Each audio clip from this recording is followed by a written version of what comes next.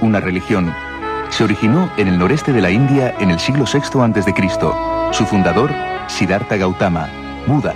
Hoy, la noche temática entra en el corazón del budismo, cuyos ideales de tolerancia y serenidad fascinan desde hace años también en Occidente. Comenzaremos con la vida de Buda. Nacido como príncipe Siddhartha, dio origen a una doctrina que se expandió por todo el mundo. De la iniciación al descubrimiento de las 4 verdades, de la iluminación al nirvana final, este documental hace un retrato del fundador del budismo. Después nos trasladaremos al corazón del Himalaya para descubrir la vida y las tradiciones de 2 regiones donde impera la cultura budista. A más de 4.000 metros de altura, los monjes de los monasterios siguen los ritos budistas en medio de una naturaleza hostil y grandiosa. Terminaremos la noche temática con un breve resumen de la expansión geográfica del budismo por el continente asiático a lo largo de los siglos. Pero primero veamos el documental La vida de Buda.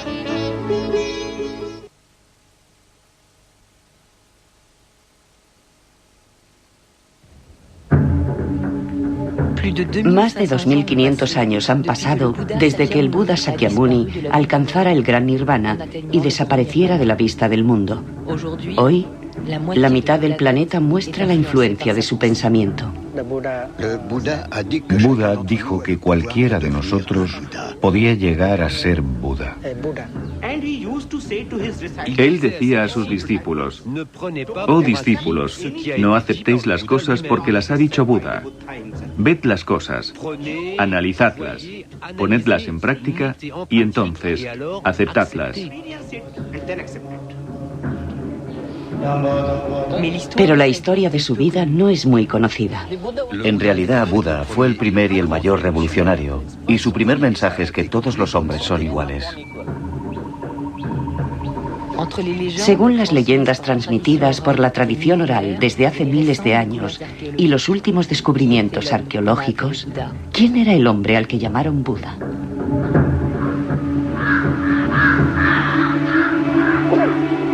La vida de Buda.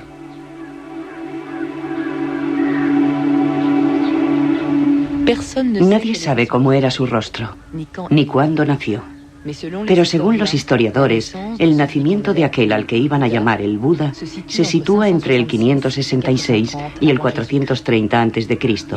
Vino al mundo en Nepal, al pie de las estribaciones del Himalaya.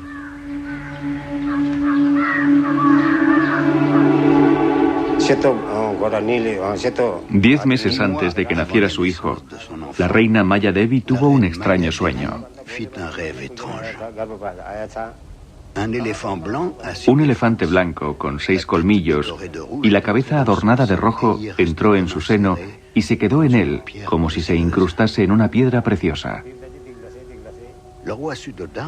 El rey Suddhodana convocó de inmediato a los adivinos.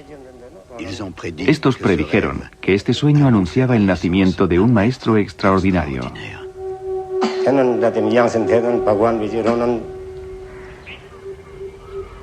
Según la tradición de su tribu, la tribu de los Sakya, la reina tenía que dar a luz a su primogénito en la casa de sus padres.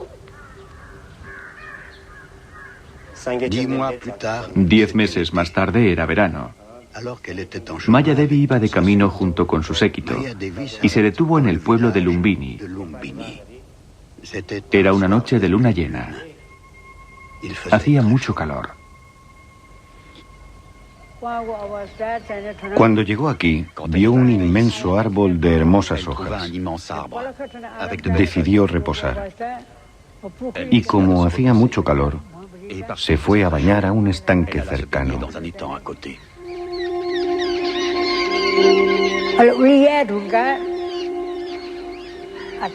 Después de lavarse, salió tranquilamente del agua.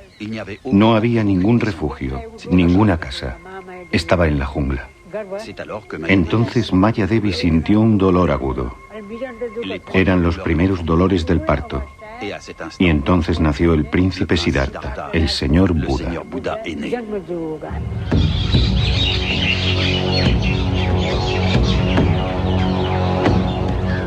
Conocemos Lumbini, el lugar en el que nació Buda, gracias al emperador Ashoka, el primer soberano budista del subcontinente indio, que vivió en el siglo III a.C. Mandó erigir decenas de columnas para autentificar las huellas de Buda. En esta columna de Lumbini se encuentran los restos más antiguos de la escritura monumental de esta zona. Agana agacha mahi ite hida buddha jate sakyamuniti. Esta inscripción cuenta que en el 20º aniversario de su coronación, el emperador Ashoka en persona visitó este lugar porque el Buda Sakyamuni había nacido aquí. Es la única columna que menciona Lumbini Game, precisando que habían reducido los impuestos del pueblo de Lumbini porque Buda había nacido en él. Algunos arqueólogos han descifrado otra parte de la columna. Las inscripciones dicen que en el emplazamiento de Lumbini hay una piedra que marca el lugar exacto del nacimiento de Buda. Unas excavaciones recientes han permitido descubrir dicha piedra.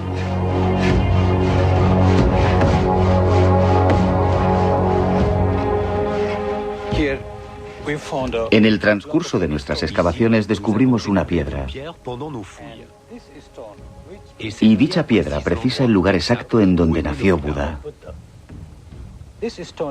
La piedra está colocada encima de una plataforma de 7 capas de ladrillos. Y lo más interesante es que un peregrino chino vio esta piedra en el siglo III después de Cristo. Él dijo que una piedra indicaba el lugar exacto del nacimiento de Buda. Por aquel entonces la gente ya hacía ofrendas de flores y dulces en este lugar.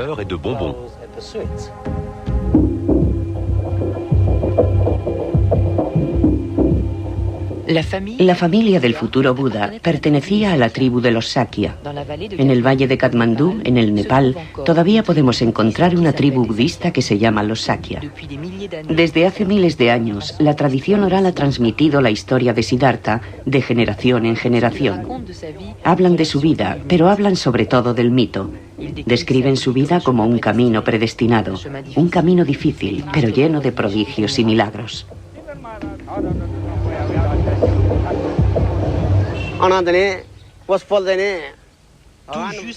Justo después del nacimiento de Siddhartha ocurrió algo increíble. El recién nacido empezó a andar. Dio 7 pasos. Y cada vez que ponía el pie en el suelo, aparecía una flor de loto. Anduvo de flor en flor. Las flores aparecían espontáneamente. 7 flores de loto.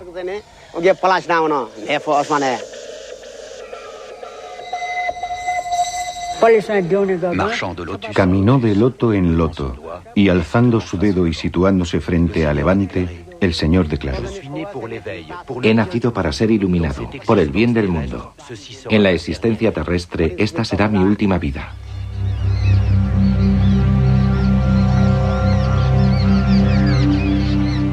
Tras el nacimiento de su hijo, la reina Maya Devi interrumpió su viaje.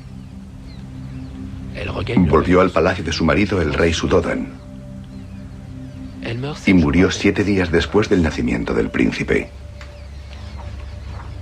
Entonces, el niño fue confiado a su tía, la reina Gotama.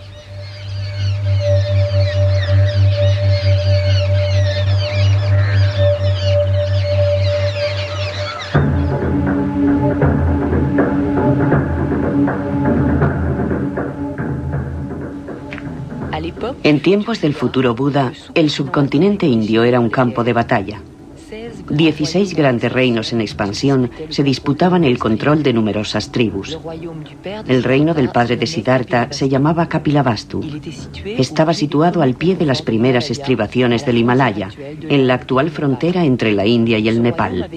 No era un reino muy importante, por lo que solo aparece mencionado en los textos búdicos, unos textos que cuentan la vida de Buda y que se escribieron 2 o 3 siglos después de su muerte.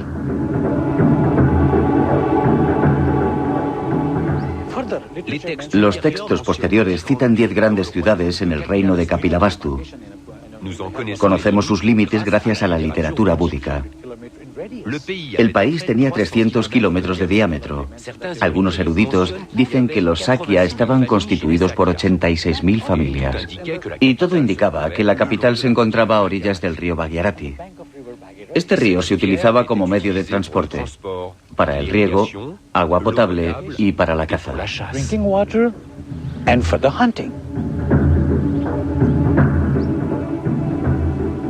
El palacio de Siddhartha ha despertado la imaginación de generaciones de escritores y arqueólogos. Pero ¿dónde se encontraba exactamente?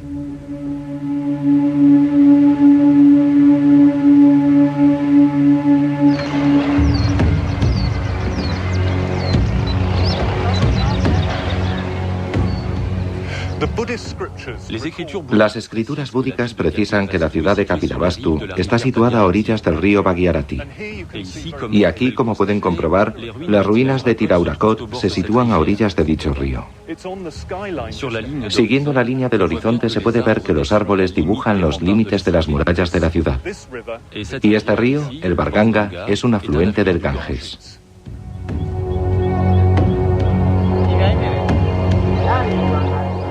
En el siglo V después de Cristo, un peregrino chino, Wen Zheng, buscaba las huellas de la vida de Buda y encontró en Tiraurakot las ruinas de una ciudad fortificada, a la que identificó como la ciudad mítica de Kapilavastu. Detalló con precisión su situación geográfica, a 27 kilómetros de Lumbini, el lugar en el que nació Siddhartha. Las excavaciones arqueológicas bajo la égida de la UNESCO han permitido situar este lugar en el primer milenio antes de nuestra era. El arqueólogo Robin Cunningham ha dirigido recientemente dichas excavaciones.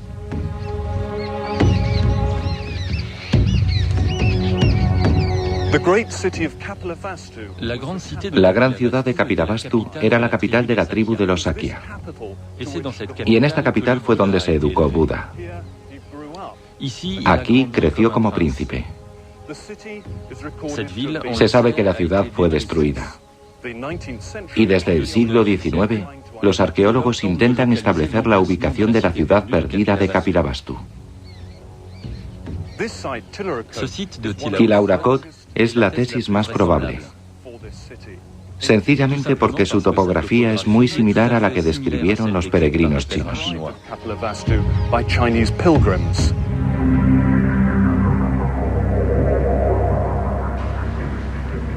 Los textos sagrados son la principal fuente para precisar la historia de Buda. Estas escrituras narran cómo, de regreso al palacio de su padre en Kapilavastu, el niño fue bautizado como Siddhartha Gautama.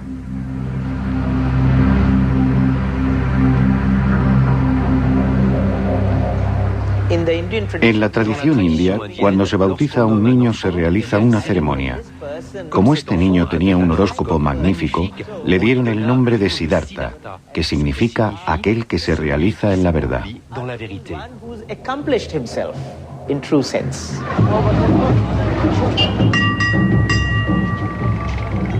Enseguida, la noticia de que en el palacio de Kapilavastu había nacido un príncipe señalado se extendió por todo el país.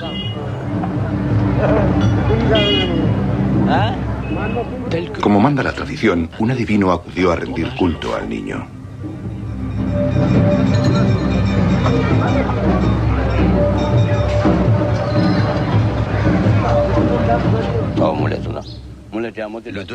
El adivino cogió al niño en sus rodillas y predijo: «Oh, este niño posee las 32 cualidades necesarias para alcanzar la sabiduría última.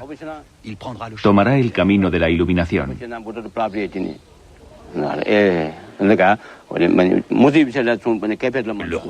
Al rey le tranquilizó saber que su hijo tendría una larga vida, pero pensó: «Es mi único hijo. Si decide dedicarse a la religión y abandona el palacio, ¿quién me sucederá?». Así que el rey se quedó triste y pensativo. El adivino predijo que si el príncipe elegía la vía religiosa, liberaría al mundo del sufrimiento. Pero añadió también que si nunca salía del palacio, Siddhartha sería el más grande de los reyes. Enseguida, el rey desamparado tomó las medidas oportunas.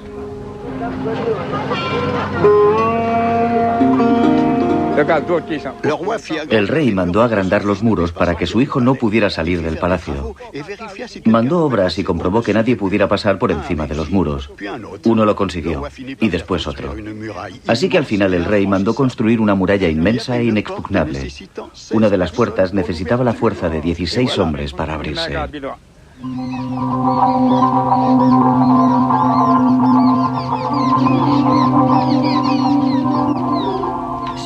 En Tilauracot, los arqueólogos han descubierto enterradas las ruinas de una gran muralla. Se trata de la única ciudad antigua fortificada de toda la zona.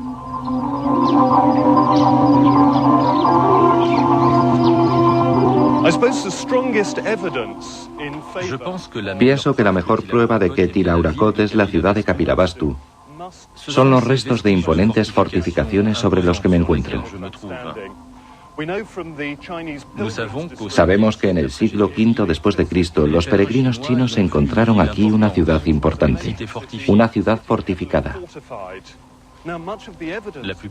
La mayoría de las ruinas que hemos encontrado aquí se acercan mucho a esta descripción. Hay restos de una gran muralla fortificada de unos 8 metros de ancho, y es una fortificación antigua.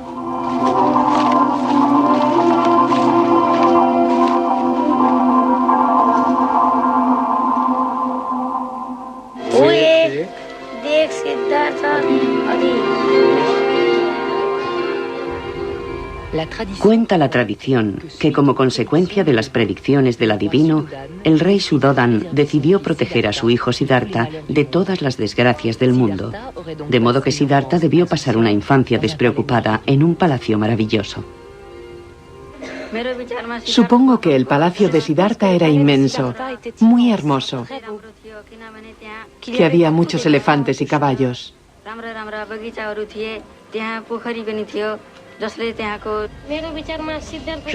Yo creo que el palacio de Siddhartha tenía que ser magnífico.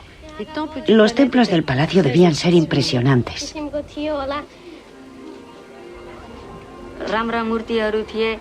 El lugar estaba decorado con monumentos y estatuas de mármol. También había un inmenso estanque que hacía que el palacio fuese aún más bello.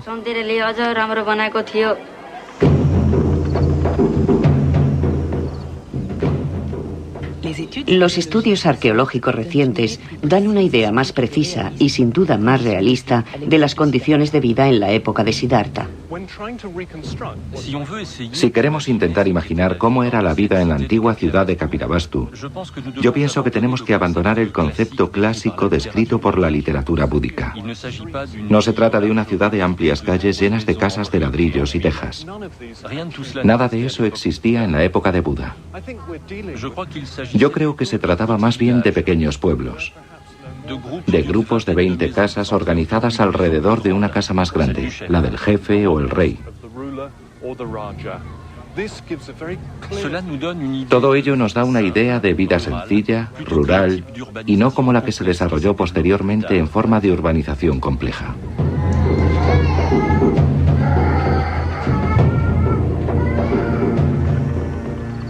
Sin ninguna duda, la auténtica juventud de Siddhartha debió ser ruda y plagada de peligros. Kapilavastu se encontraba en la jungla en donde abundaban los animales salvajes. En Nepal, en la región rural de Terai, la tribu de los Tarú vive prácticamente de la misma forma que hace 2500 años. Como en tiempos de Buda, en los alrededores de Lumbini se cultiva arroz, mostaza, cebada, sésamo y se dedican a la pesca y la ganadería. Si observamos Terai y las comunidades como los Taru, comprenderemos mejor cómo era la vida en la época de Buda. En las excavaciones de Tilauracot hemos descubierto restos de estructuras de madera de formas rectangulares, restos de chozas de arcilla y de silos de grano.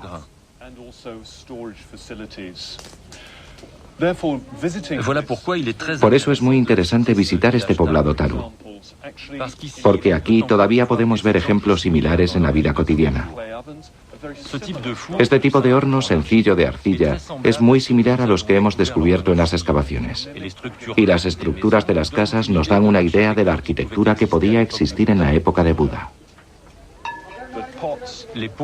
Y las vasijas, aunque hoy sean de metal, tienen las mismas formas que las vasijas de arcilla que hemos descubierto.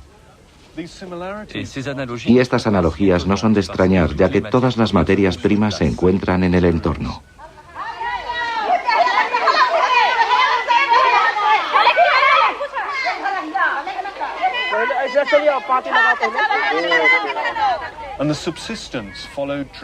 Los medios de subsistencia de los Tarus son muy parecidos a lo que hemos encontrado en las ruinas de Tlahuacoth. Los Tarus todavía viven de la agricultura, de la caza y de la pesca, igual que hacían los antiguos.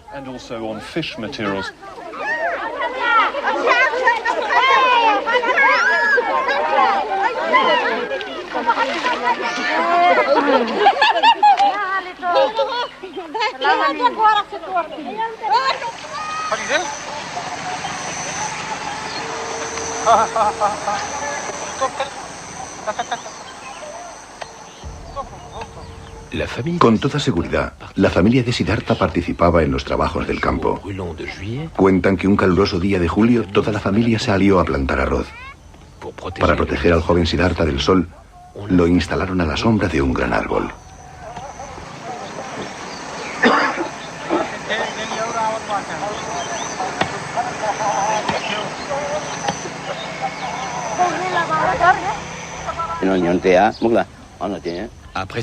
Después de instalar al príncipe, los servidores volvieron al trabajo. Era un hermoso día. El sol se empezaba a poner. Debían ser las 3 o las 4. De repente, uno de los sirvientes exclamó: «Si nos hemos dejado al príncipe, teníamos que ocuparnos de él». Y se pusieron a buscarlo.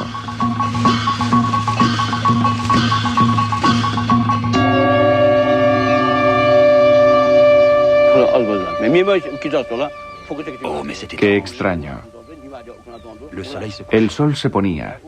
Todas las sombras habían cambiado.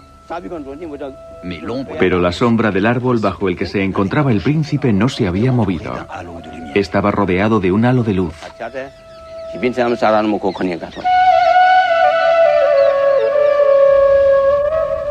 La tradición cuenta que bajo su sombra protectora, Siddhartha, tranquilo, silencioso, estuvo en plena meditación.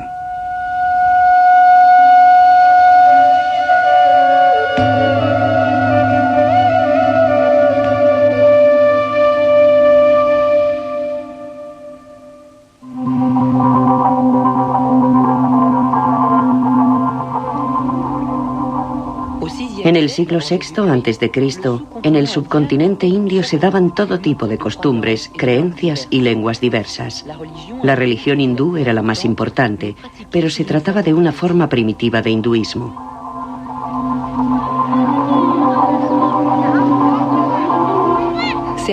Algunos textos sagrados dicen que la familia de Siddhartha veneraba al dios Shiva.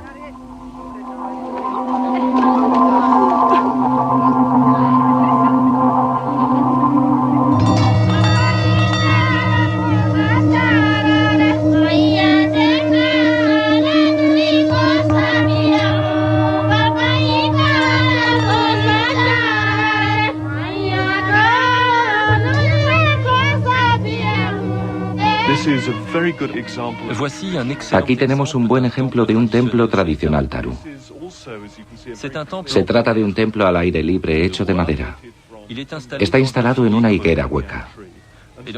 Es un poderoso centro de atracción para esta comunidad. Es una especie de mezcla de elementos antiguos y una estructura moderna hecha de arcilla. Con toda probabilidad, los templos sencillos que había en esta llanura en la época de Buda eran parecidos a este.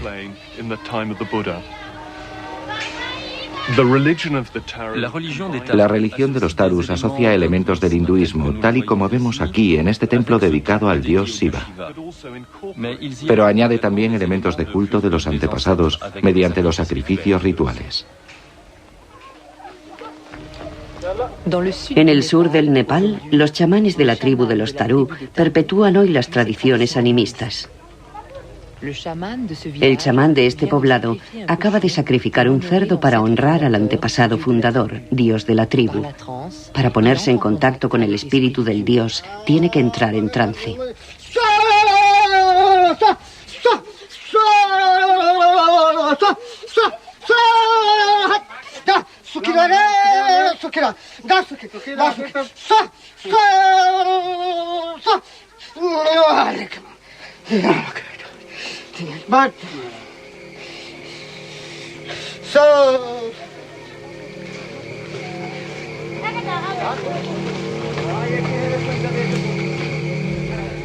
Con toda seguridad, el joven Siddhartha creció en este entorno religioso. A la edad de 6 años, sus familiares le prepararon para la ceremonia de iniciación.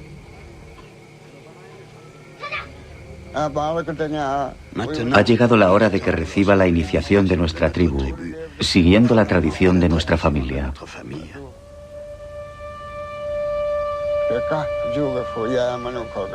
Tenemos que presentarlo al dios de nuestra familia, pensaron.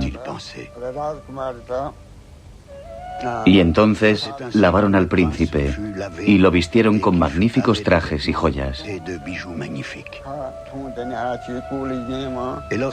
Cuando el príncipe entró en el templo se produjo un milagro.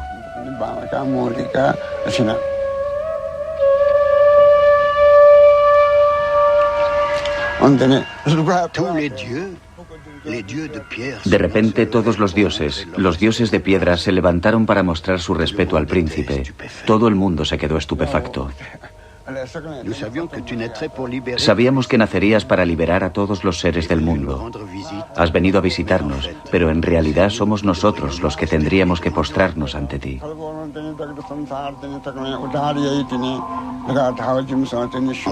Y pronunciando estas palabras, los dioses se arrodillaron ante el príncipe.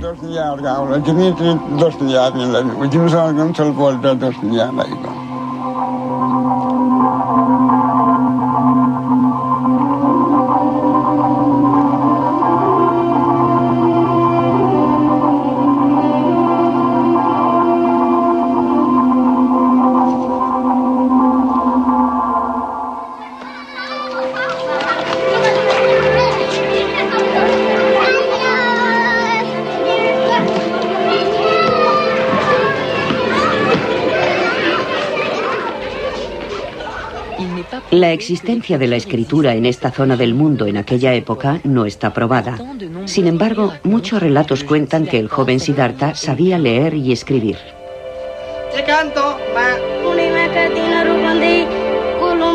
Siendo niño, ya hablaba varias lenguas. Despertaba la admiración de sus profesores.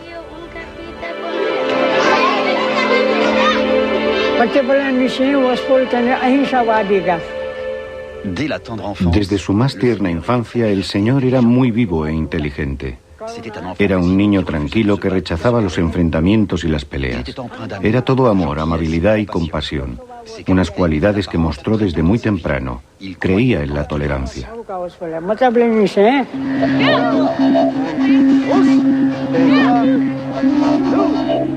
Sin embargo, la familia de Siddhartha pertenecía a la casta de los guerreros, por lo que en una época en la que las guerras y los saqueos eran muy frecuentes, es muy probable que recibiera la educación de un combatiente. Pero es cierto que su carácter y su talento contrastaba con el de sus camaradas e incluso provocaba sus celos. Las escrituras cuentan cómo Siddhartha sufrió el odio de su primo Devadatta. Un día, mientras jugaban, Devadatta disparó con su arco a un cisne. El cisne herido cayó delante del príncipe. Siddhartha se inclinó sobre el pobre cisne herido y se apiadó del animal. Otra acción de Devadatta. Siempre comete maldades. No debería haber hecho algo así. Voy a curar a este pobre cisne.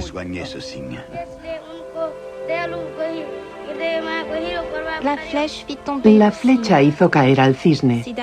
Siddhartha se precipitó sobre él. Cogió cuidadosamente al animal en sus rodillas y moviendo sus plumas le quitó la flecha. El cisne se alejó lentamente. Devadatta llegó corriendo para recoger su presa. Cuando vio que Siddhartha la había dejado partir, se enfadó mucho y empezó a gritar que era su presa. Él le había alcanzado con su flecha, así que le pertenecía. El cisne que has herido ya no existe. Lo he curado, le he dado una nueva vida. Ahora es un ser diferente, no es el que tú heriste, de modo que no tienes ningún derecho sobre él, respondió Siddhartha. Como ninguno de los dos quería ceder, fueron a pedir justicia al rey. El rey dio la razón a Siddhartha y culpó a Devadatta.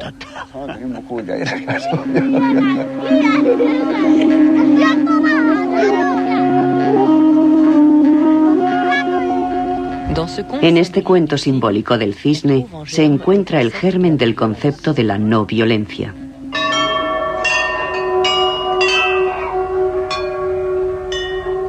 Pero esta parábola inocente esconde con toda probabilidad una realidad más cruel.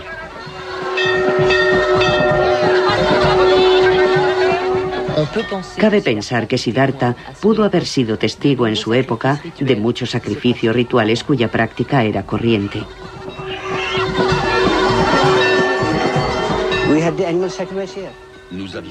En muchos de nuestros templos se realizaban sacrificios rituales.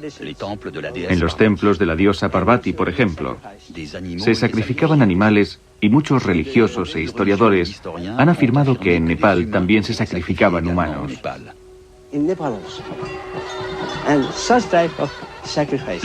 El señor Buda debió pensar que este tipo de sacrificios eran muy crueles.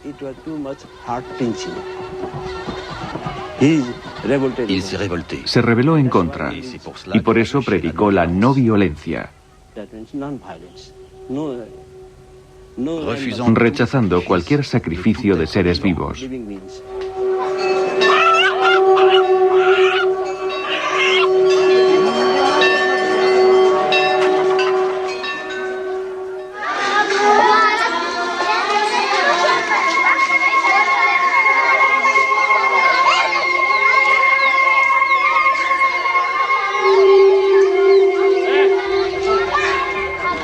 Cuando Siddhartha alcanzó los 16 años de edad, su padre pensó que había llegado el momento de casarlo.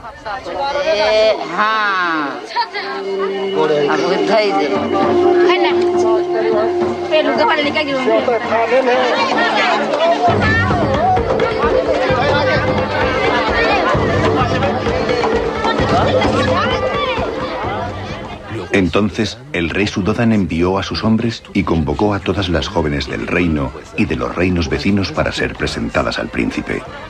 Prometió un regalo a cada una de ellas.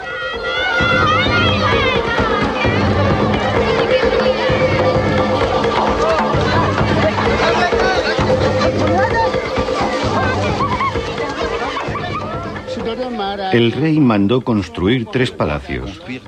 Los palacios se llenaron de muchachas, entre las que el joven príncipe tendría que elegir a su esposa.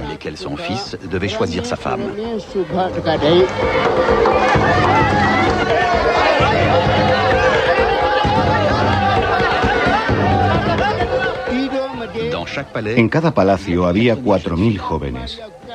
Siddhartha dio un regalo a cada una, pero ninguna de ellas consiguió conquistarle.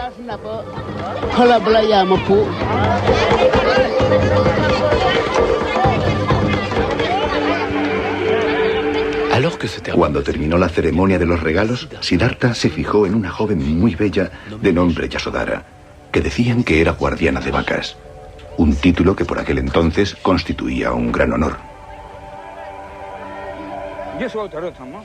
Yasodhara era la hija de un rey llamado Dandapani. Yasodhara se dijo: yo ya tengo millones de joyas, no necesito más. Por eso no fue a buscar su regalo y al final de la ceremonia se marchaba tranquilamente. Siddhartha le dijo: ¿cómo no has venido a buscar tu regalo? Ahora ya no tengo nada que darte.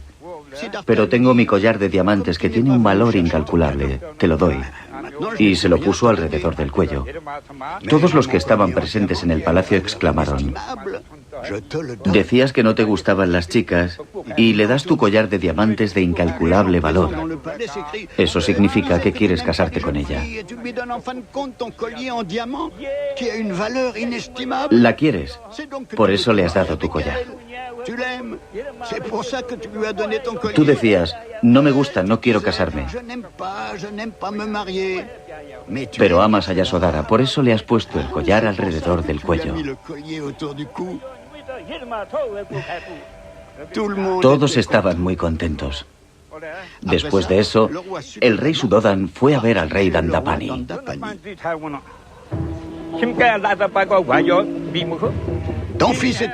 Tu hijo es un inútil. No te doy a mi hija. Mi hija es sabia. Es una de las jóvenes más inteligentes del mundo. No como tu hijo, que se dedica a la meditación y no hace nada. Que hace regalos a los demás. No es como tú, que haces la guerra y te enriqueces a costa de los otros. Tu hijo no sabe ni montar a caballo, ni tirar con el arco. No sabe hacer nada. Para demostrar sus habilidades a su futuro suegro, Siddhartha pidió a su padre que organizase un torneo.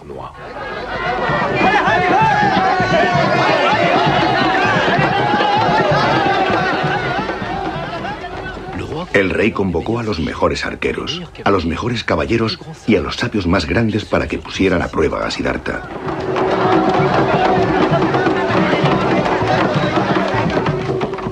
Entonces Siddhartha les lanzó un desafío. Yo me coloco en medio de vosotros cuatro, que sois los mejores arqueros. Vosotros os colocáis cada uno en una esquina. Disparadme cada uno 15.000 flechas. Los 4 arqueros empezaron a lanzar flechas desde las 4 esquinas. Ninguna de las 60.000 flechas consiguió alcanzarle. Ni un rasguño. Ya no nos quedan flechas. Nadie ha conseguido darle. Ninguno de los 4 mejores arqueros consiguió alcanzarle. Hubo muchas más pruebas, pero Siddhartha superó todas con facilidad. ¡Oh, qué sorpresa! Toda la asamblea estaba impresionada. Ha ganado todas las pruebas. Entonces el rey Dandapani fue hacia Siddhartha y le dijo: mi príncipe, perdóname, te he maltratado. Me inclino ante ti porque has vencido a todos. Te concedo a mi hija.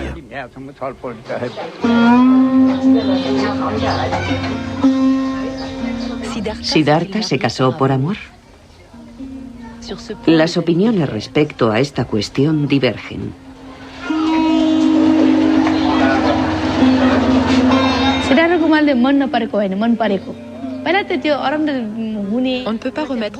No podemos cuestionarnos el amor que sentía Siddhartha por su futura esposa. Él la amaba. El matrimonio es una experiencia. Se casó porque consideraba que dicha experiencia era necesaria y lo hizo por amor. Es cierto, Siddhartha siempre experimentó las cosas, fuese lo que fuese, para luego poderlas explicar mejor a los demás. Explicarles cómo se puede amar en el matrimonio.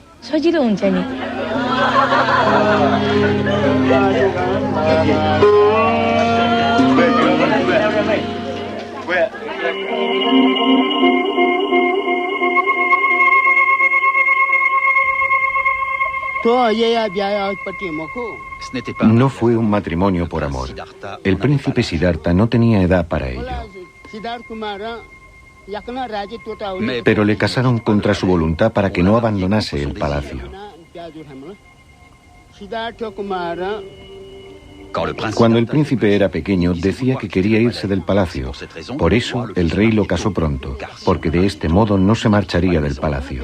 Estaría ocupado con su esposa.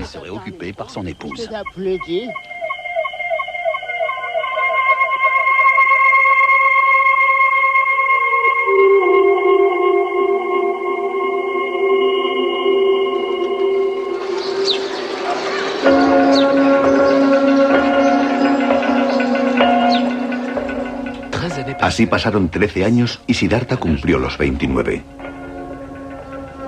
Respetando las órdenes del rey, el príncipe nunca había salido del palacio. Vivía despreocupado, rodeado de placeres, pero esta existencia real no le satisfacía. Como se sentía prisionero, Siddhartha le pidió permiso a su padre para salir del recinto.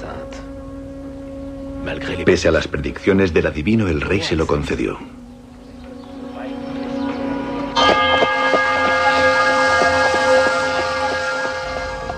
Junto con su fiel servidor, Sandaka, salió del palacio por primera vez.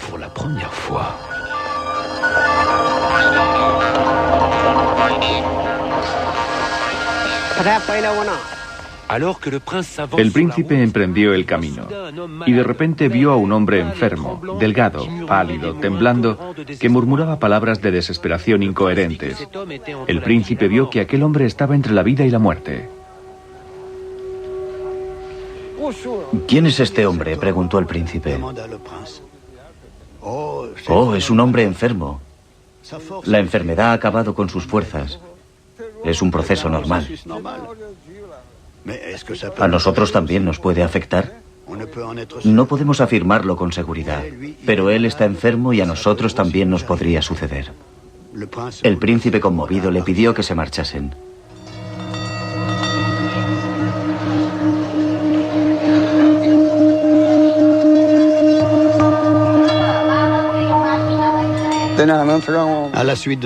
Después, Siddhartha encontró a un anciano. Casi no tenía dientes. Se tambaleaba y se aferraba a su bastón.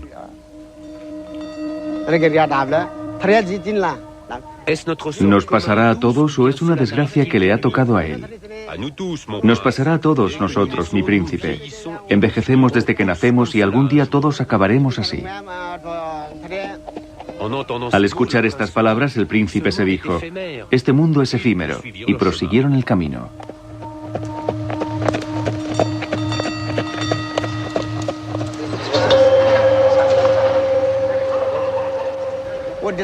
Más lejos, en el camino, vieron una procesión. Siddhartha se acercó para verla mejor. Llevaban a un hombre cubierto de flores amarillas. La gente que iba detrás lloraba. ¿Qué ha pasado? ¿Por qué lo llevan así?, preguntó el príncipe. Está muerto. Ha perdido los sentidos y las cualidades de la vida. Ahora lo llevan al funeral.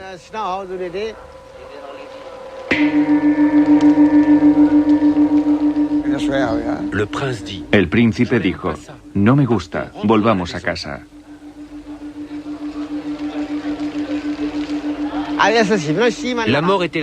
¿La muerte le estaba reservada a este hombre o todos estamos sujetos a esta fatalidad?, preguntó el príncipe. Todos moriremos, no hay otra alternativa. La destrucción es inevitable desde el nacimiento, seas quien seas.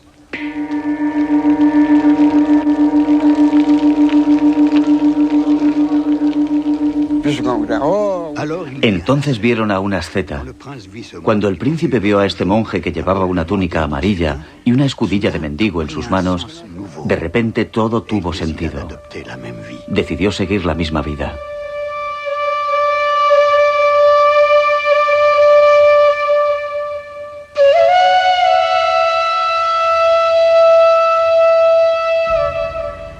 La totalidad de los textos búdicos cuentan que estas 4 visiones turbaron a Siddhartha. Tomó conciencia de la inmensidad del sufrimiento humano y de la futilidad de la existencia real. A partir de ese momento, no cesará en buscar una solución al dolor de la condición humana.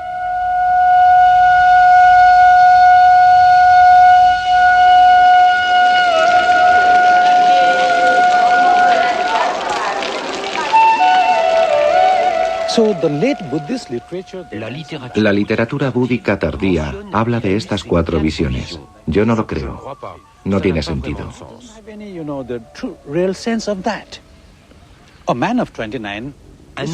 Un hombre de 29 años debería saber que envejecemos, que te puedes poner enfermo y que morimos. Mi idea personal es que, teniendo en cuenta el contexto económico y social, las tradiciones de esta época, el sistema político que era el feudalismo, las incesantes guerras entre clanes, entre reinos, ataques, saqueos, represalias.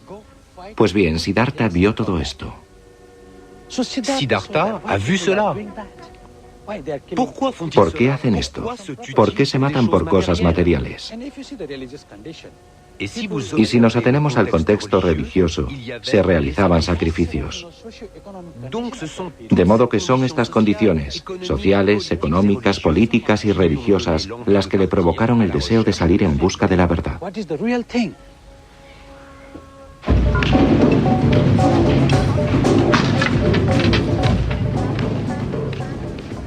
A Siddhartha no le gustaba la sociedad en la que vivía. También estaba en contra del sistema de castas. Un modelo de sociedad que se practica desde hace miles de años. Un sistema que hace que un sin casta, un paria, no pueda tener el mínimo contacto físico con un miembro de una casta superior. Se ve relegado a los trabajos más viles.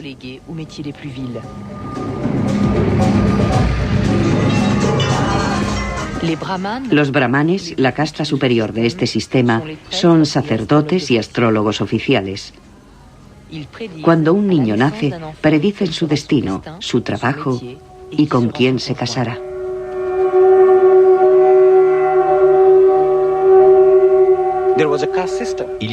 Había un sistema de castas. Una de ellas era la de los brahmanes. No hacían nada, pero tenían una vida maravillosa. Seguro que Siddhartha lo vio y se dijo: todas las lágrimas son saladas. La sangre siempre es roja. Entonces, ¿por qué unos son brahmanes y otros parias? Pensó que todos los hombres eran iguales.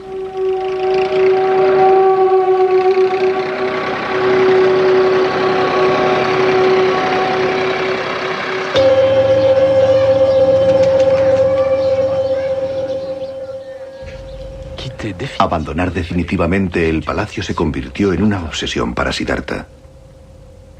Sin embargo, quería obtener el consentimiento de su padre.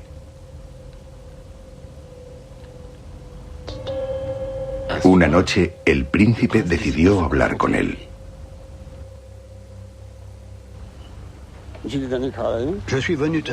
He venido a pedirte 4 cosas.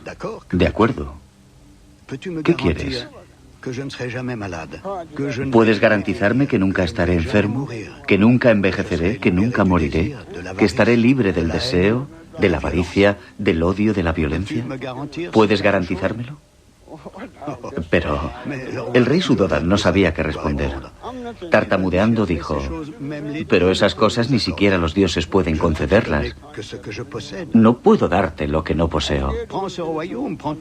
Toma este reino, todas mis riquezas, todos los palacios, todas las casas, pero esas 4 cosas no te las puedo dar. En ese caso, déjame marchar en busca de las respuestas, dijo el príncipe. Solo tú sabes lo que es bueno para ti, dijo el rey desamparado. Después de este encuentro, el príncipe se dijo: ahora ya tengo el permiso de mi padre.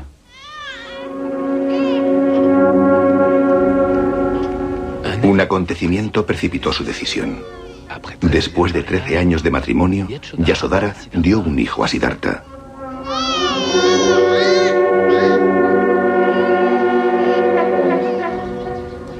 Nació durante un eclipse de luna. Curiosamente, le llamaron Rahul, nombre que significa traba o obstáculo. En el palacio hubo grandes celebraciones para festejar el nacimiento.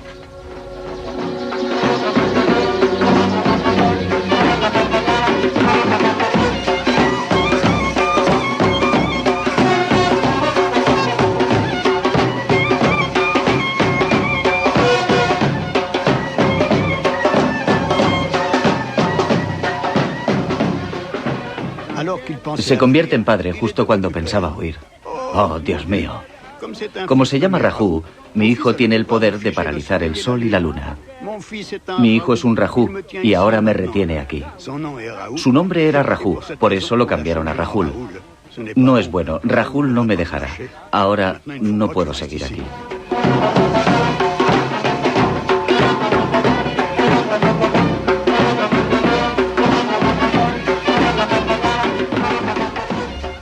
Una noche de luna llena del mes de julio, a medianoche, cuando la fiesta de palacio terminó, Siddhartha decidió marcharse.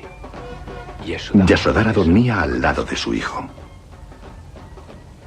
Siddhartha abrió la puerta de la habitación para ver por última vez a su hijo Rahul. Se marchó con su fiel servidor Sandaka y con su caballo Kantak. Al alba llegaron al río que estaba en la frontera del reino de Kapilavastu. Allí se despidió de ellos.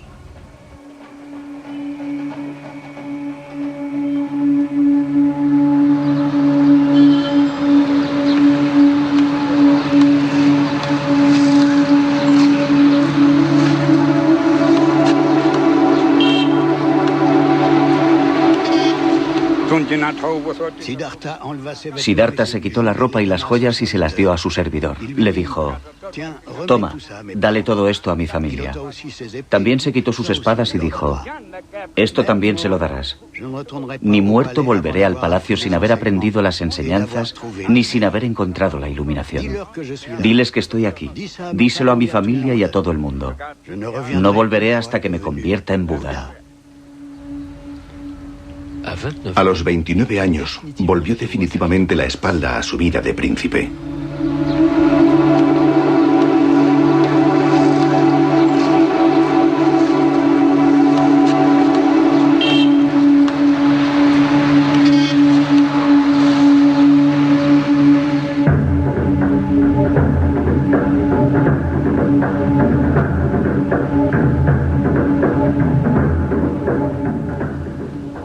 Después de abandonar el palacio de su padre, Siddhartha descendió el valle del Ganges.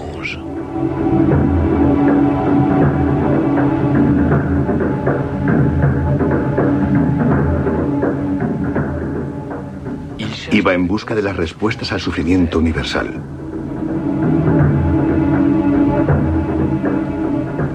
Quería descubrir un remedio para el dolor del nacimiento, para el malestar, para la enfermedad, para la vejez y para la muerte.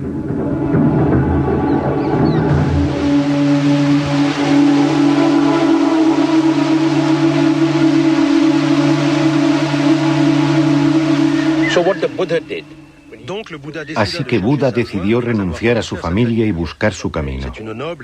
En la India es una noble y antigua tradición.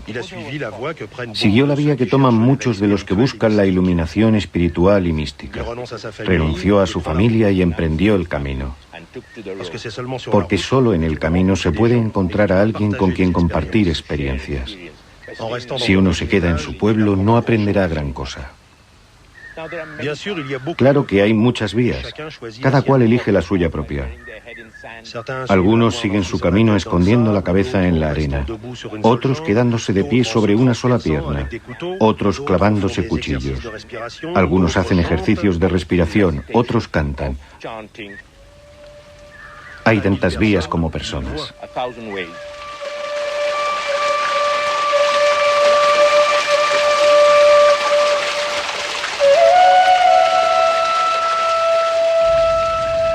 Siddhartha fue en busca de un maestro religioso, un gurú, para ayudarle en su conquista espiritual.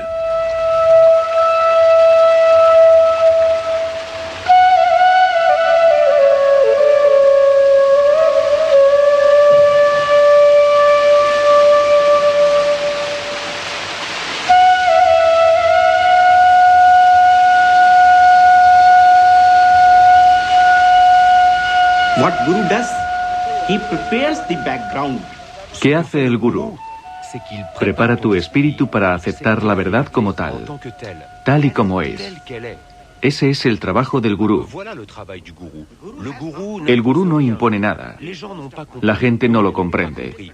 No lo ha comprendido. Lo que hace el gurú es abrir tu corazón a lo divino, a la verdad. Cuando lo consigue, su trabajo ha terminado. Así que todo ocurre entre tú, la verdad y lo divino. Tú y no otro.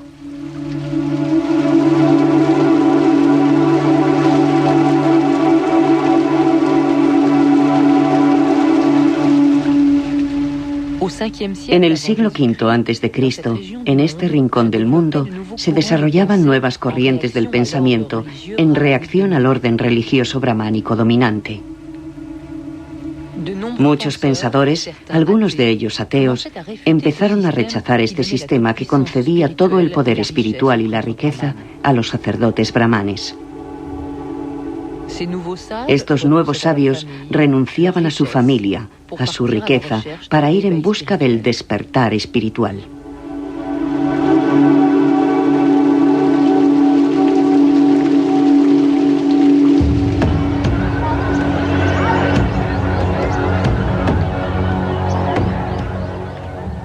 Después de dejar a su primer maestro, Siddhartha se dirigió más hacia el sur, a la ciudad fortificada de Rajir, la capital del poderoso reino de Magadha. Los textos búdicos cuentan que su rey, Bimbisara, era bueno y justo, muy sensible con las nuevas corrientes de pensamiento. Ofrecía protección a todos los sabios que pasaban por su reino.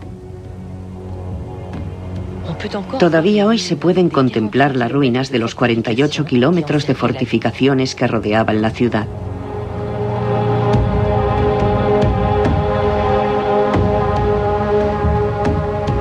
A Siddhartha le gustaba meditar en el pico del buitre.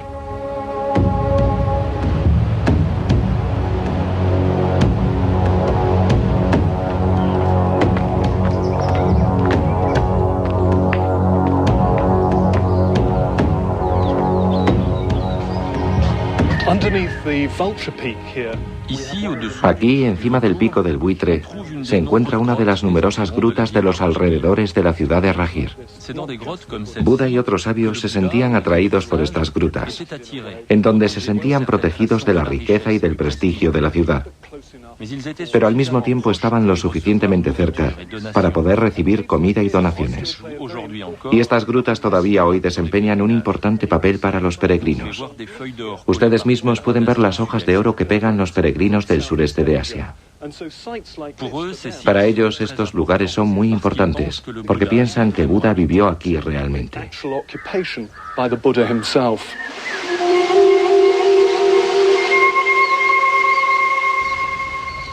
Las escrituras búdicas dicen que Siddhartha impresionó tanto al rey Bimbisara que éste le ofreció su protección.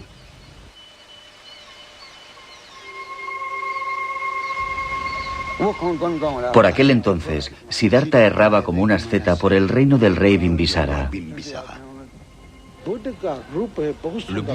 Buda era un hombre muy bello. Las gentes del lugar se preguntaban, ¿es un hombre o un dios? ¿De dónde viene? El rey Bimbisara oyó hablar de él y convocó a Siddhartha al palacio.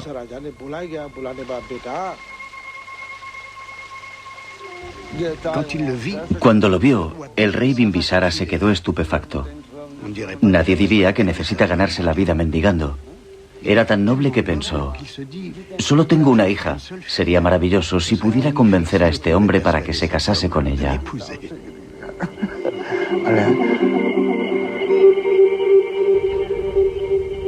El rey Bimbisara le ofreció la mitad de su reino.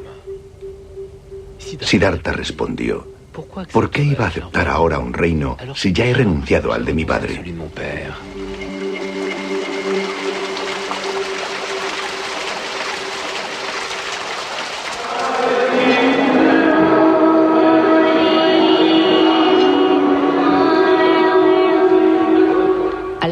Por aquel entonces, en Rajir, se encontraba un famoso maestro, Mahavira Jina, que significa gran jefe conquistador.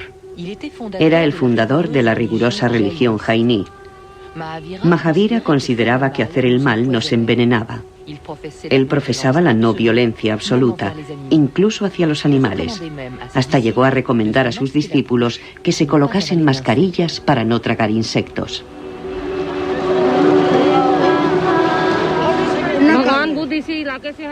Buda también provenía de esta región.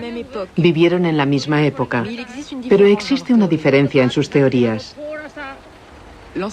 La enseñanza de Buda no es fuerte, mientras que la enseñanza del maestro Mahavira, el jainismo, es fuerte. Nosotros aplicamos estrictamente los principios de Mahavira, como la no violencia, la verdad, el celibato. Y para poder seguir sus principios caminamos y mendigamos nuestra comida para sobrevivir. Rezamos por la mejora de la raza humana. Aunque los dos vivían en Rajir, en la misma época, no se puede afirmar que el futuro Buda se encontrase con Mahavira. aunque algunos historiadores jainíes piensan que Mahavira influyó en el joven Siddhartha durante su periodo ascético.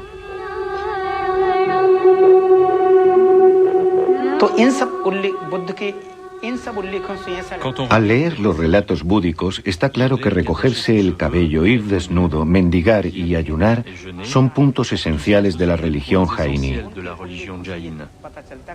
Por lo que podemos deducir que Buda abrazó en primer lugar la religión jainí.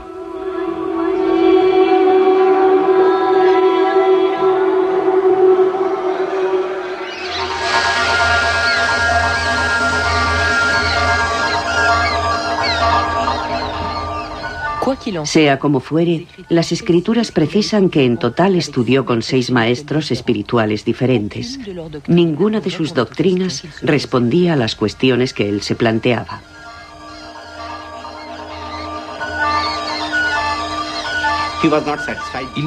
No estaba satisfecho con sus gurús, y eso que él se había dirigido a muchos seres iluminados que le habían dicho que hiciera montones de cosas para realizarse espiritualmente. Él intentó hacerlo, pero no lo consiguió. Así que abandonó todo esto y se quedó solo, abriendo su corazón y su espíritu para descubrir la verdad por sí mismo.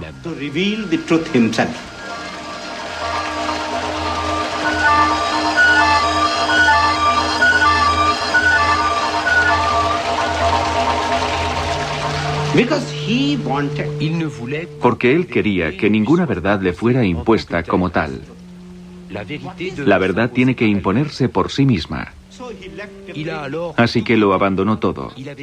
Tenía sed de lo divino, de ver la verdad o de ver la luz. Entonces se marchó a buscar el saber a Gaya.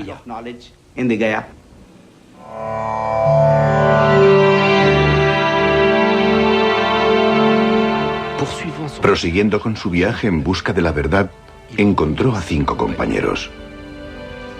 Recorrió con ellos el valle del Ganges.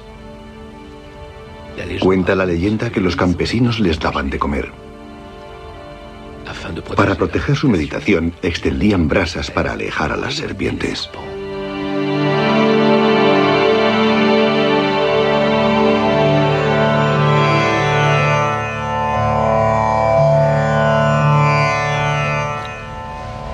Llegaron a los alrededores de la ciudad de Gaya, un lugar de peregrinaje hindú dedicado al dios Vishnu, al que todo buen asceta debe visitar una vez en la vida. En la religión hindú, Gaya es uno de los lugares esenciales para mejorar el karma, es decir, el ciclo de las sucesivas reencarnaciones. En la literatura búdica no se hace ninguna referencia a este peregrinaje, pero sería de extrañar que Siddhartha no lo hubiera efectuado.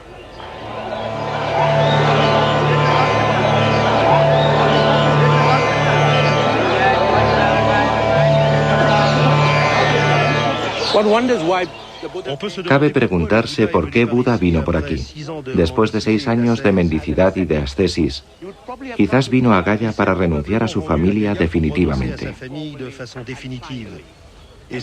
cumpliendo con el ritual que millones de hindúes siguen desde la noche de los tiempos.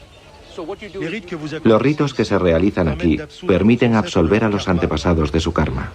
Si te ocupas de tus antepasados, suben allá arriba, al paraíso. Entonces puedes avanzar porque ya no formas parte del ciclo de la vida y de la muerte.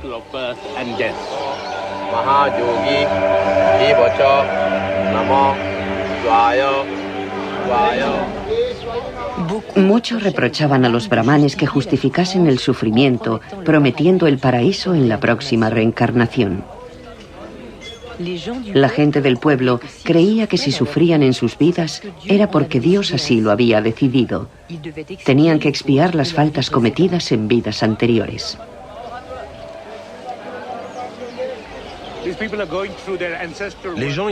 Aquí las gentes veneran a sus antepasados.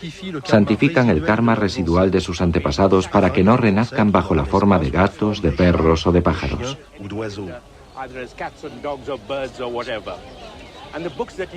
Y los libros que ven ustedes son los registros de 7 generaciones. Cuando se viene aquí hay que recordar 7 generaciones. Las genealogías quedan recogidas en estos libros.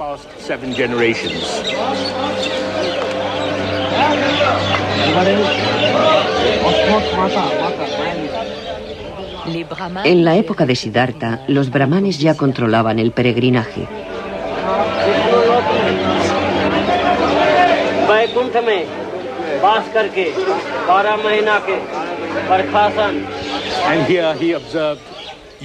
Aquí, él pudo comprobar cómo los brahmanes controlaban la sociedad india. Y sin ninguna duda fue por eso por lo que consideró que era necesario rechazar el sistema de castas, para escapar al dominio de los brahmanes.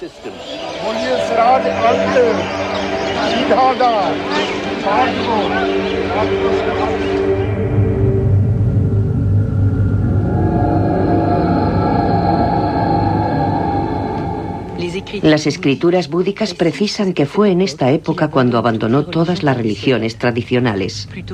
En vez de buscar la salvación a través de Dios, decidió buscar su propia vía por sí mismo, en sí mismo.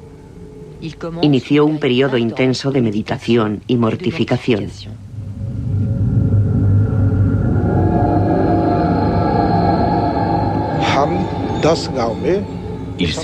Se dijo a sí mismo que iría a mendigar a 10 pueblos, luego a 5 pueblos, después a 2, y más tarde a un solo pueblo.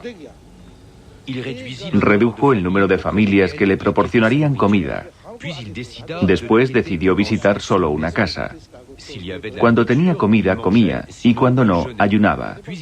Después dejó de aceptar todo alimento, y entonces cuando una hoja caía de un árbol se la comía. Cuando llovía, bebía agua de lluvia.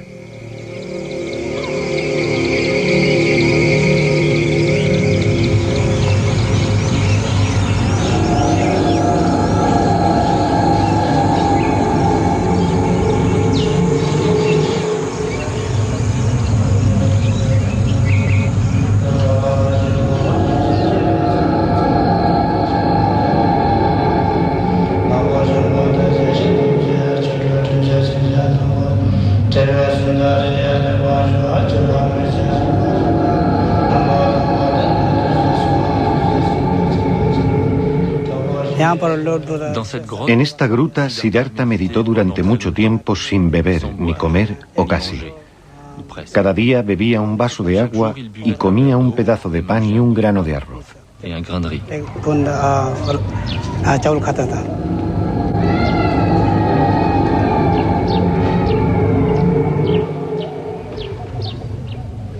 En esta gruta cerca de Gaya, los años de austeridades y de intenso ayuno le llevaron al borde de la muerte.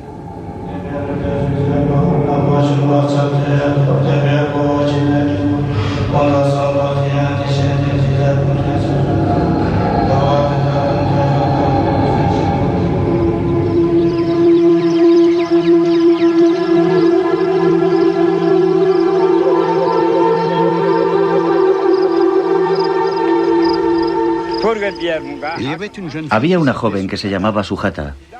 Poseía un toro y miles de vacas a las que tenía que ordeñar todos los días. Las llevaba a la pradera a pastar. Sujata procedía de una familia muy rica. Su futura boda planteaba muchos problemas a su familia. Llegó ante Siddhartha y viéndole esquelético, juntó las dos manos y se puso a rezar. Mi señor, te pido perdón. Sin comer vas a morir. Estás tan delgado. Es necesario comer.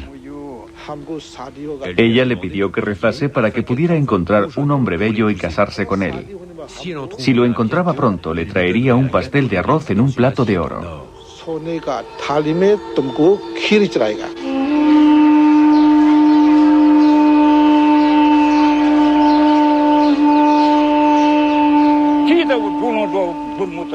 Hirvió leche con miel y arroz y se la llevó a Siddhartha. Mi señor, come esto. Y él lo comió. Cuando terminó de comer, ella le dijo: mi señor, es necesario comer todos los días.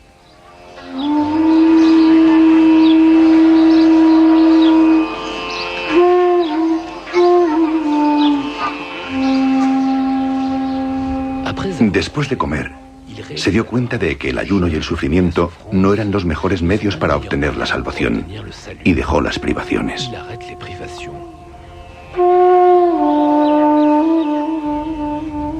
Sus 5 compañeros, pensando que había renunciado a su búsqueda espiritual, le abandonaron con desprecio, sin comprender a dónde quería ir a parar Siddhartha.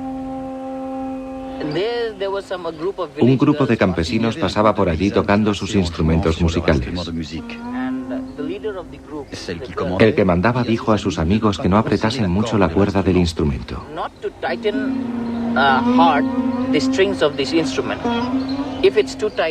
Si está demasiado tensa, se rompe. Y si está demasiado suelta, la música no es buena. Y Siddhartha tomó aquello como una enseñanza importante, la enseñanza de la vía del medio.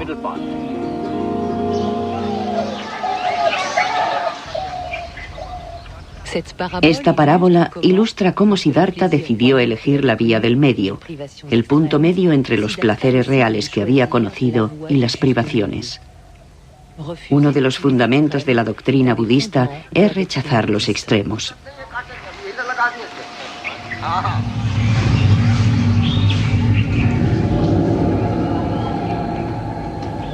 El camino de Siddhartha le llevó a 5 kilómetros de Gaya.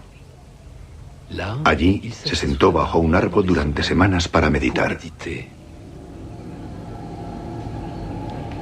Utilizó la técnica de meditación que consiste en concentrarse únicamente en la respiración. Buscaba así la solución última al malestar, a lo que hace al hombre desdichado, a cualquier tipo de sufrimiento como el nacimiento, el alejamiento de los seres queridos, la frustración, la enfermedad, la vejez, la muerte.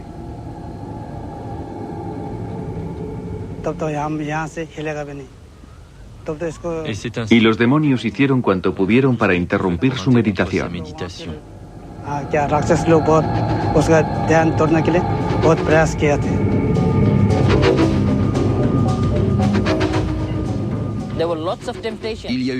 Tuvo muchas tentaciones. En los libros se las atribuyen a un demonio llamado Mara. Las tentaciones de Mara y de sus hijas. Mara intentó tentarle de múltiples formas, mostrándole visiones de jóvenes hermosas y todos los placeres de la vida. Pero Buda venció a las tentaciones, dándose cuenta de la futilidad de la lujuria.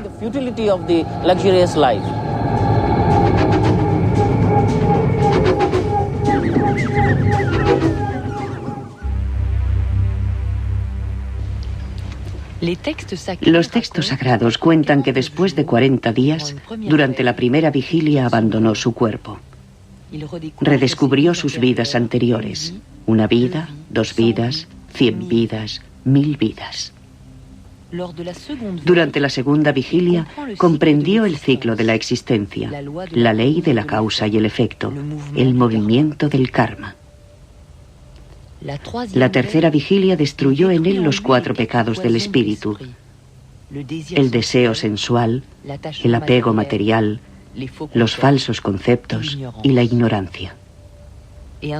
Una noche de luna llena, a los 35 años de edad, alcanzó el despertar, la iluminación, el conocimiento supremo, el nirvana. Encontró la solución sentado bajo el árbol Bodhi. Allí se liberó totalmente del sufrimiento.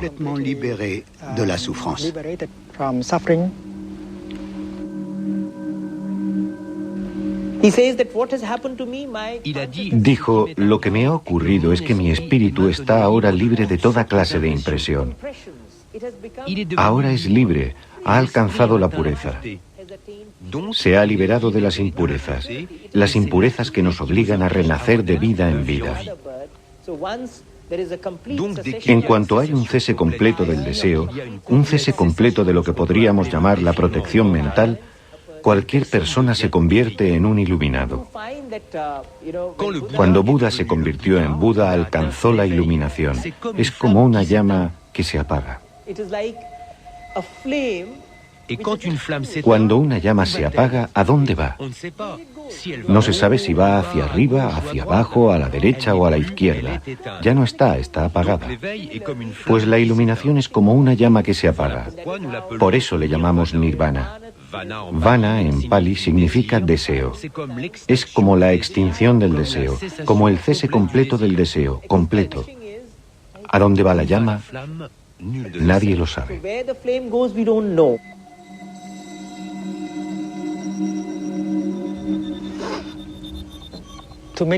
Con la meditación profunda, se descubre que hasta las ideas como ser o no ser, el nacimiento y la muerte, venir o marchar, son falsas ideas.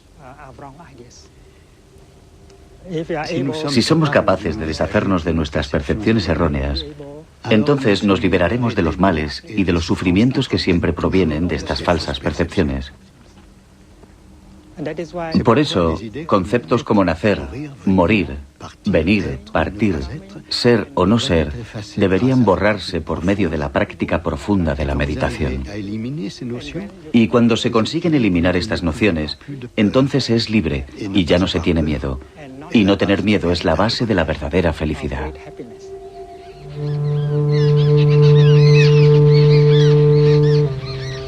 Cuando Siddhartha Gautama por fin alcanzó las respuestas al sufrimiento universal, se convirtió en Buda, que significa el iluminado, el que tiene el conocimiento.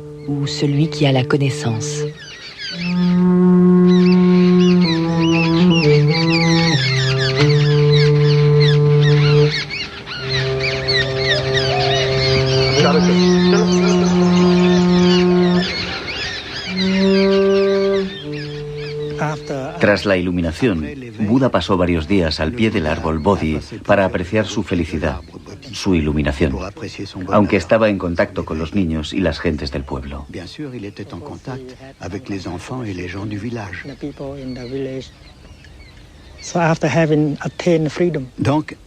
Después de conseguir la libertad y el bienestar, Buda quiso salir en busca de sus 5 compañeros para ayudarles a alcanzar lo que él ya había alcanzado. Et les aider à atteindre ce qu'il avait atteint.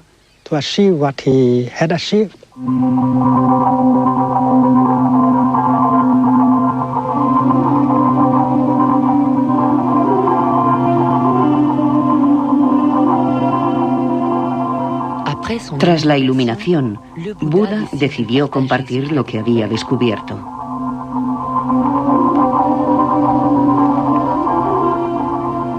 Y recorrió 300 kilómetros atravesando los ríos y los bosques.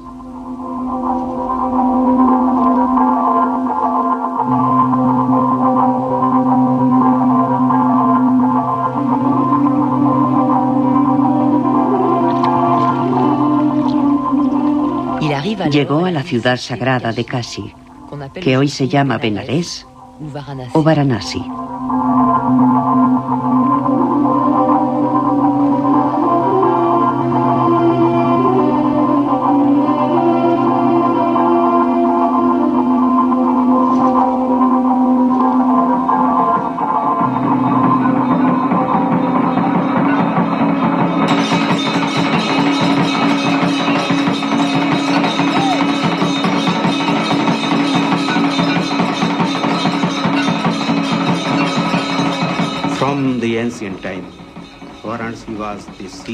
Desde tiempos antiguos, Benares es el centro del saber.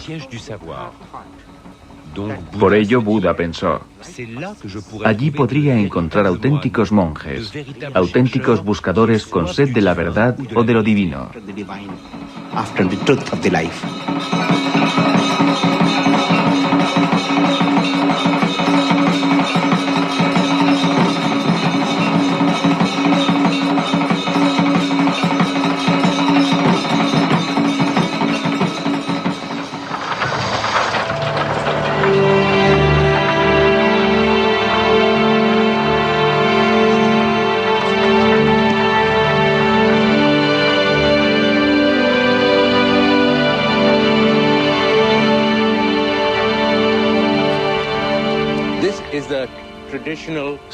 Esta es una ruta tradicional que los peregrinos hindúes toman cuando vienen a Benares.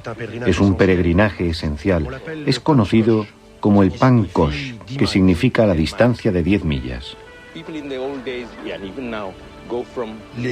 Los peregrinos de la antigüedad y los de hoy también van de un jardín sagrado a otro. Hay 14 paradas y en cada una de ellas hay pozos de aguas sagradas que tienen virtudes terapéuticas. Por eso la gente viene aquí y se encuentra con ascetas que comparten su filosofía, sus experiencias, hablan de los gurús que han conocido, de su yoga o de sus prácticas místicas.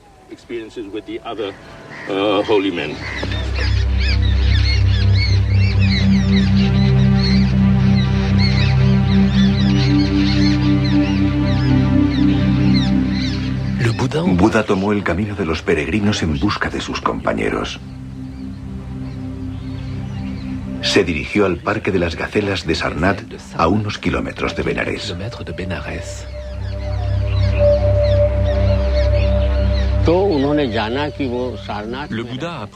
Buda se enteró de que sus compañeros vivían en Sarnath, en el Parque de las Gacelas. Allí había muchas gacelas y ermitas. Sarnath es el nombre moderno. Fue allí y cuando llegó sus antiguos compañeros pensaron: ha dejado la meditación, no puede saber nada. Así que no le preguntaron nada. Pero cuando Buda se acercaba a ellos empezaron a sentir su sabiduría. Les dijo: os tengo que hacer una revelación, me he convertido en Buda. Y aquella noche, Buda predicó su primer sermón. Enunció a sus compañeros las 4 verdades nobles que se convertirían en la base del budismo.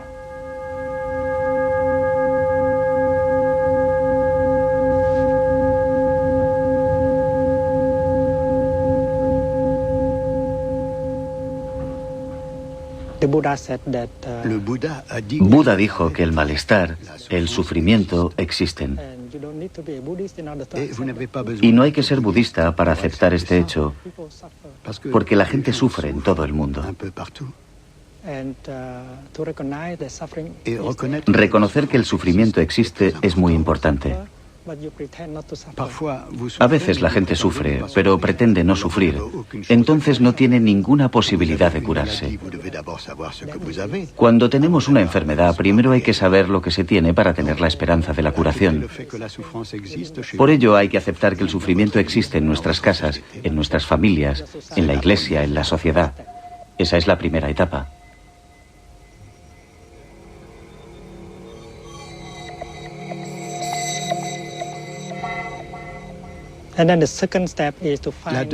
La segunda etapa es buscar la segunda verdad noble. ¿De dónde viene el sufrimiento? La raíz del sufrimiento. Buda dijo que si huimos, si escapamos del sufrimiento, no tendremos ninguna posibilidad de comprender su origen. Hay que tener el valor de contemplar el sufrimiento de frente y con profundidad para comprender mejor la naturaleza y la causa del sufrimiento. Esa es la segunda verdad noble. Es como el doctor. El doctor reconoce que hay enfermedad y que tiene que identificar la causa profunda de la enfermedad. Es la segunda verdad noble.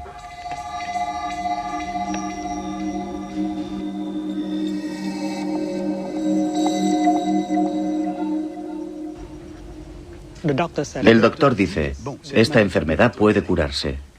Es la confirmación de que el sufrimiento puede detenerse, transformarse. Es la tercera verdad.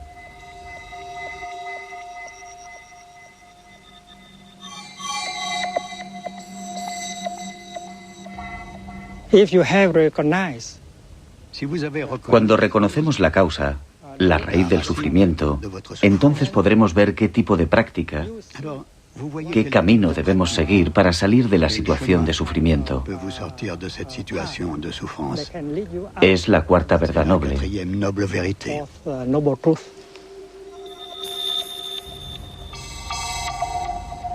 Buda propone seguir un camino que lleve al nirvana, compuesto por reglas sencillas y pragmáticas. La práctica es la que nos permite entrar en contacto con las maravillas de la vida, la que nos conduce a la felicidad, al bienestar en nuestra situación. Porque el cese del sufrimiento significa el principio de la manifestación de felicidad. Tras el sermón de Sarnath, sus 5 compañeros quedaron maravillados y le pidieron a Buda que les aceptase como discípulos. Así es como surgió la primera comunidad monástica budista, la Sangha.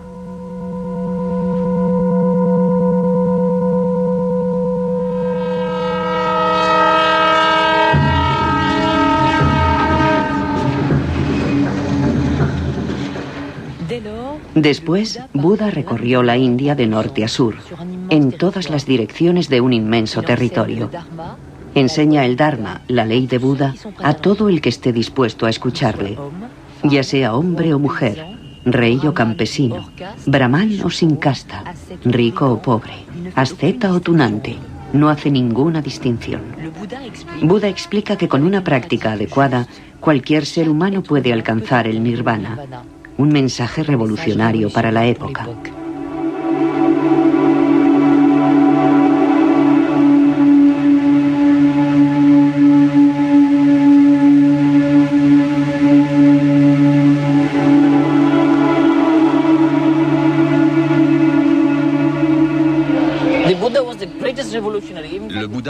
De hecho, Buda fue el primer revolucionario, y el primer mensaje de su iluminación es que todos los hombres nacen iguales.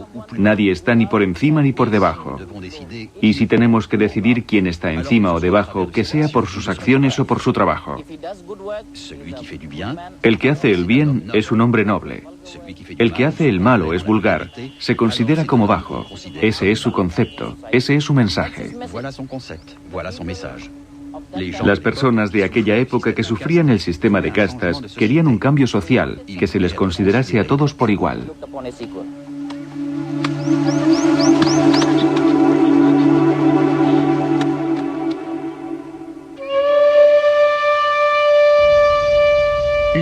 Buda también enseñó conceptos tan complejos como la no permanencia, la vacuidad, el no ser, bajo forma de preceptos y de pequeños cuentos que todos pudiesen comprender.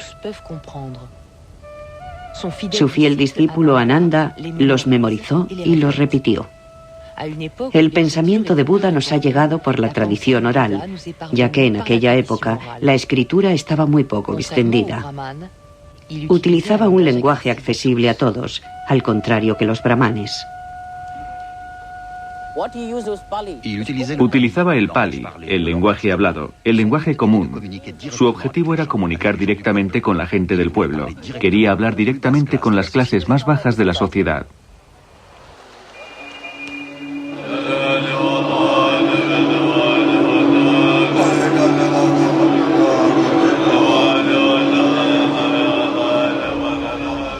La comunidad de los monjes mendicantes, la Sangha, se desarrolló.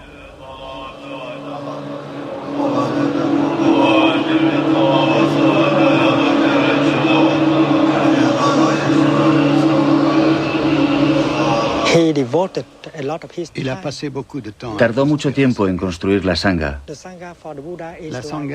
Para Buda, la Sangha era lo que un instrumento es para un músico.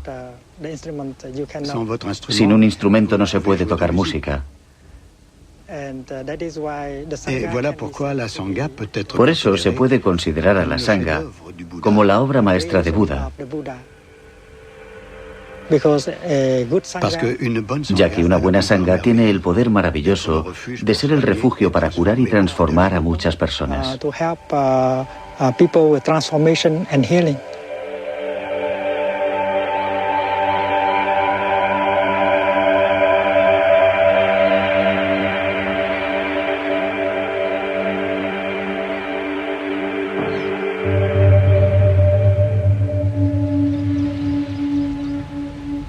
Buda enseñó su doctrina, la ley del Dharma, durante más de 40 años. Su fama era inmensa. La comunidad monástica, la Sangha, se había implantado en todas las grandes ciudades del norte del país, en Kosambi, en Ravasti, pero también en Nalanda y en Vaishali.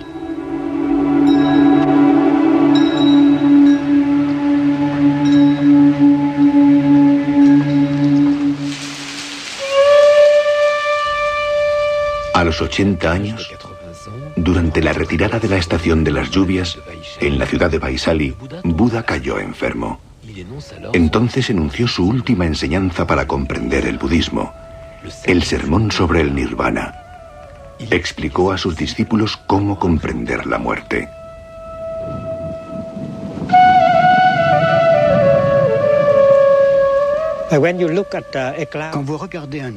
Cuando ven una nube, ustedes piensan, esa nube existe. Más tarde, cuando la nube se transforma en lluvia, ya no ven la nube y dicen, ya no está la nube. Y ustedes descubren la nube como inexistente. Pero si miran bien, pueden ver la nube en la lluvia. Y así es como una nube no puede morir. La nube se convierte en lluvia, nieve o hielo, pero la nube no se convierte en nada. Y de este modo la noción de muerte no puede aplicarse a la realidad. Se produce una transformación. Hay una continuación. No pueden decir que haya muerte, porque en su espíritu la muerte significa que de repente, a partir de algo, ustedes se convierten en nada. De repente, de alguien, ustedes se convierten en nadie. Y por eso la noción de muerte no se aplica a la realidad, ya sea en el caso de una nube o de una persona.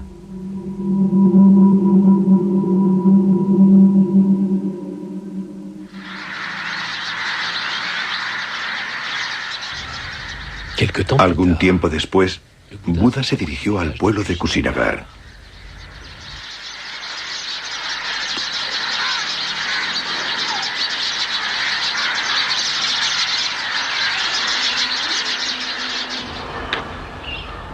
Aquella noche, Buda sufrió violentos dolores de tripa.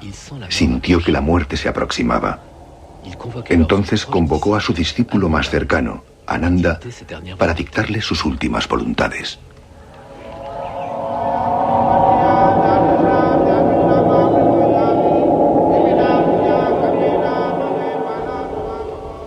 Ananda le preguntó, «Oh Señor, ¿qué deberemos venerar?»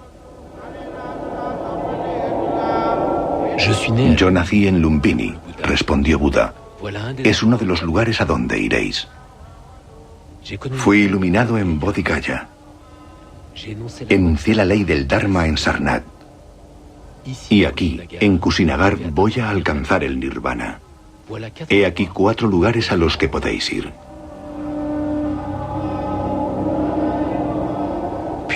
Y después dijo sus últimas palabras. La degradación y la muerte son inherentes a todos los seres, pero cada cual puede obtener el derecho a evadirse de ellas. No dejéis de luchar. Buda murió una noche de luna llena y alcanzó el Mahapara Nirvana.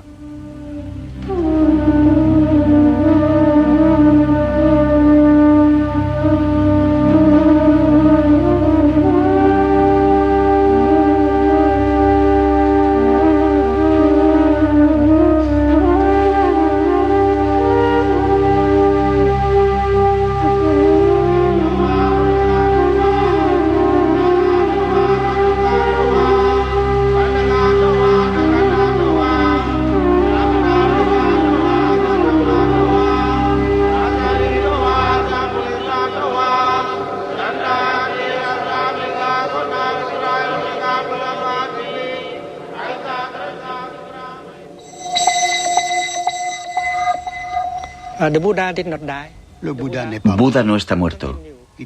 Sigue con nosotros a través de la Sangha y la ley del Dharma. Buda está presente aquí y ahora. Cada uno de nosotros puede convertirse en Buda. Es lo que dijo Buda, ya seas hombre o mujer, negro o blanco, marrón o rojo, todos podemos alcanzar la iluminación.